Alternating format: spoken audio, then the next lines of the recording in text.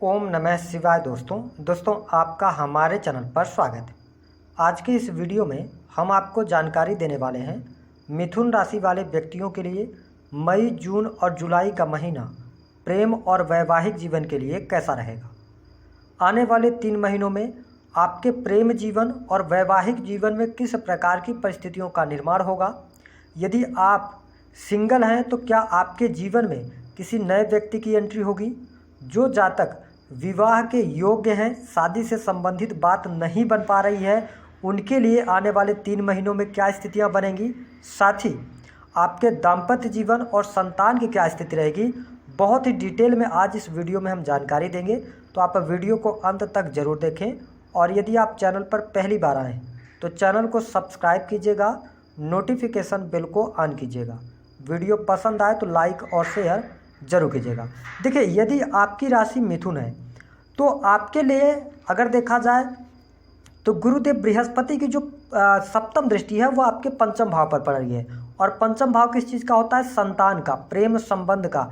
साथ ही सप्तम भाव पर ये अपनी स्वयं की राशि पर भी दृष्टि डाल रहे हैं। तो यदि हम सबसे पहले बात करें कि आपका दाम्पत्य जीवन कैसा रहेगा, देखिए मिथुन राशि के जातकों आपके दाम्पत्य जीवन के लिए आने वाले ये 3 महीने बेहद ही शानदार रहेंगे।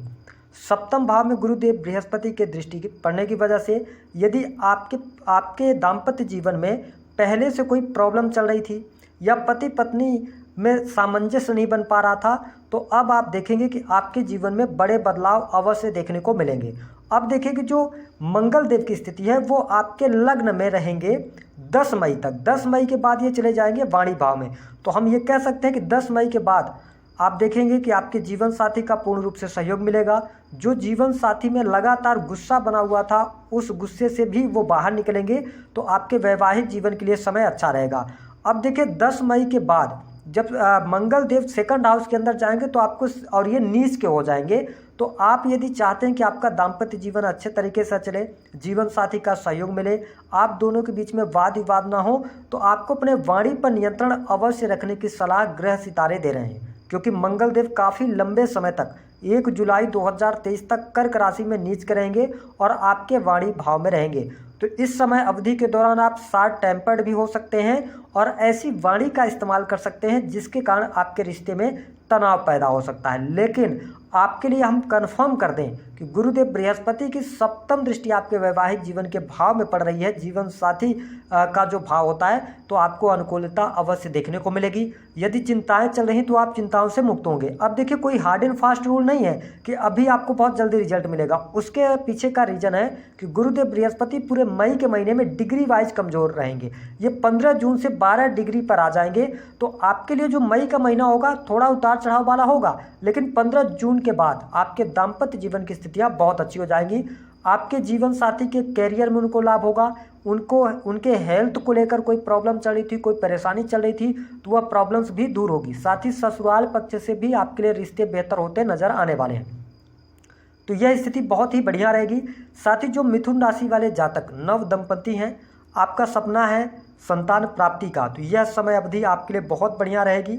आप देखेंगे कि इस समय अवधि के दौरान, हालांकि अगर देखा जाए तो आने वाला 1 वर्ष आपके संतान प्राप्ति के लिए बहुत बढ़िया है। तो यह स्थिति आपके संतान के लिए बहुत बढ़िया रहेगी। साथ ही यदि आप मिथुन राशि के जातक हैं और आपकी संतान पहले से है, संतान के हेल्थ को लेकर बहुत ज़्यादा समस्याएं चल रही थी या उनके स्वभाव को लेकर, उनकी पढ़ाई लिखाई को लेकर जो चिंताएं चल रही थी, अब आप देखेंगे कि उन चिंताओं से मुक्त होंगे। आपकी जो संतान होगी बहुत ज़्यादा संस्कारी हो जाएगी। उनके करियर में कोई दिक्कत चल रही थी, परेशानी चल रही थी, तो जून का महीना उनके करियर को लेकर आपको कोई न कोई बड़ी खुशखबरी अवश्य देने वाला है। साथ ही आपके संतान की करियर, पद, प्रतिष्ठा में वृद्धि अवश्य यहाँ पर देखने को मिलने वाली है। यदि आपकी संतान है, संतान के साथ में कोई मिसअंडरस्टैंडिंग चल रही थी, सब तमाम प्रकार की समस्याएं आपकी अवश्य यहाँ पर दूर होने वाली हैं। यदि बात किया जाए तो आपके लिए हम देखें कि प्रेम जीवन कैसा रहेगा, तो देखिए मिथुन राशि वालों के लिए प्रेम जीवन में पिछला बहुत सारा समय खराब रहा। आपके लिए बहुत सारे मिथुन राशि वालों के जीवन में ब्रेकअप भी हुए। तो ऐसी स्थितियों के बाद अब आप देखेंगे कि जब पंचम भाव पर गुरुदेव बृहस्पति की 7वीं दृष्टि पड़ेगी और साथ ही आप देखें कि आपके लग्न में शुक्र देव भी 30 मई तक रहेंगे, तो मिथुन राशि वालों के लिए मई का महीना प्रेम जीवन के लिहाज से बहुत बढ़िया रहेगा। पार्टनर का पूर्ण रूप से सहयोग मिलेगा। आप अपने पार्टनर को के साथ में कहीं घूमने फिरने का कार्यक्रम बनाएंगे या उनके साथ में आप क्वालिटी टाइम स्पेंड करने वाले हैं। साथ ही यदि देखें तो जो जून का महीना होगा और जुलाई का महीना, तो देखिए शुक्र देव की स्थिति जो होगी ना, फिर ये कर्क राशि में जाएंगे। और अगर देखा जाए तो यहाँ पर कर्क राशि में कहीं ना कहीं से थोड़ी सी प्रॉब्लम मंगल देव नीच के होकर दे रहे हैं। लेकिन आप यदि जून के महीने में क्रोध में अधिकता नहीं लेके आते या किसी थर्ड पर्सन के हस्तक्षेप से बचते हैं, आप यदि लव लाइफ के अंदर हैं, मिथुन राशि वाले हैं, तो आपको शक करने की भावना से बचना होगा। साथ ही आपको वाणी पर भी अपने लव लाइफ के अंदर भी ध्यान देना होगा। लेकिन यह समय आपके लिए बहुत बढ़िया है। यदि आप प्रेम विवाह की तरफ बढ़ना चाहते हैं या प्रेम विवाह से जुड़ा हुआ कोई निर्णय लेना चाहते हैं, तो मिथुन राशि वालों के लिए यहाँ पर विशेष तौर पर 15 जून से लेकर और 15 जुलाई का जो समय होगा, इस समय अवधि के दौरान आप अवश्य निर्णय ले सकते हैं और प्रेम विवाह की तरफ बढ़ सकते हैं। साथ ही आपके लिए प्रेम विवाह के भी अच्छे खासे योग बने हुए हैं। इसके साथ आपके लिए एक और खुशखबरी दे दें कि जो मिथुन राशि वाले जातक विवाह के योग्य हैं, उनके लिए रिश्ते आ रहे थे लेकिन किसी न किसी कारण बस वो रिश्ते नहीं बन पा रहे थे, तो आपके लग्न में शुक्र देव भी चलेंगे। तो आप ये समझिए कि यहाँ पर आपका विवाह तय हो सकता है बहुत जल्दी, यानी 15 मई के बाद की स्थितियाँ आपके लिए बेहतर होंगी, रिश्ते आपके बन जाएंगे, ये स्थिति दिखाई देती है। साथ ही बहुत सारे मिथुन राशि वाले, क्योंकि आपके पंचम भाव में भी दृष्टि पड़ रही है गुरुदेव बृहस्पति की और सप्तम भाव में, तो आप वैवाहिक बंधन में भी बंधने वाले हैं। तो ये स्थिति आपके लिए बहुत बढ़िया रहेगी। साथ ही जिन जातकों के ब्रेकअप हो गए थे, क्या उनके पार्टनर दोबारा उनसे मिल सकते हैं? बिल्कुल आपको प्रयास करना चाहिए मिथुन राशि वालों। विशेष तौर पर मई का महीना सबसे बेस्ट है आपके लिए। यदि आप अपने एक्स पार्टनर को फिर से वापस पाना चाहते हैं तो आपको प्रयास अवश्य कर लेना चाहिए, इसमें सफलता प्राप्ति के योग दिखाई दे रहे हैं। अब आइए हम जान लेते हैं कि आपके प्रश्नों का जवाब आपको दे देते हैं कि आपकी लव लाइफ कैसी रहेगी आने वाले 3 महीनों में। बहुत बेहतर है, घूमने फिरने का कार्यक्रम और मिसअंडरस्टैंडिंग जो भी होगी थर्ड पर्सन की वजह से होगी, यहाँ पर आप सावधानी रखिएगा। दूसरी स्थिति कि आपके लिए क्या प्रेम विवाह के योग बनेंगे, आने वाला पूरा 1 वर्ष आपके लिए प्रेम विवाह के योग बनाएगा और मई जून जुलाई का भी महीना अच्छा रहेगा, प्रेम विवाह के योग अवश्य बनेंगे। जिन जातकों के विवाह तय नहीं हुए हैं उनके लिए क्या स्थितियां बनेंगी, तो यदि आपका विवाह तय नहीं हुआ है तो विवाह तय होने के योग, वैवाहिक बंधन में बंधने के योग। शर्त केवल एक रहेगी कि आपके जन्म पत्रिका में विवाह का योग होना चाहिए, है ना, इस चीज़ का ध्यान रखें। दाम्पत्य जीवन कैसा दिख रहा है? बहुत बढ़िया दिख रहा है, बहुत अच्छी स्थिति है। यहाँ तक कि मैं आपको स्पष्ट कर दूं कि यदि पति पत्नी कोर्ट कचहरी तक भी जाने वाले थे तो जैसे ही आप मई का महीना निकालने जाएंगे आपके लिए परिस्थितियाँ बहुत अच्छी हो जाएंगी और दाम्पत्य जीवन में शुभता भी देखने को मिलेगी। क्या संतान प्राप्ति के योग बनते हैं? 100% बनते हैं। अब हम ये जानते हैं कि यदि आपके वैवाहिक जीवन में स्थितियाँ बेहतर नहीं चल रही हैं तो आपको क्या करना चाहिए।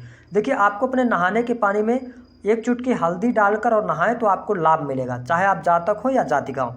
दूसरी स्थिति कि आप बृहस्पतिवार के दिन चने की दाल का आप दान करें, इससे भी आप देखेंगे कि आपके वैवाहिक जीवन में शुभता अवश्य देखने को मिलेगी, है ना। या बहुत ज़्यादा यदि समस्याएं आपके जीवन में चल रही हैं तो प्रत्येक बृहस्पतिवार को आप भगवान शिव को पीले रंग के पुष्प अर्पित करना शुरू कीजिए और वहीं मंदिर में बैठकर आप कम से कम 51 बार ओम नमः शिवाय मंत्र का जप कीजिए और ईश्वर से प्रार्थना कीजिए, भोलेनाथ से प्रार्थना कीजिए कि वो आपके वैवाहिक जीवन को बेहतर करें। यदि आप प्रेम संबंधों में सफलता चाहते हैं तो मिथुन राशि वालों को हल्की सुगंध वाले परफ्यूम का इस्तेमाल करना चाहिए। दूसरी स्थिति कि आप शुक्रवार के दिन छोटी कन्याओं को मिठाई वगैरह खाने के लिए दे देते हैं तो लाभ मिलेगा।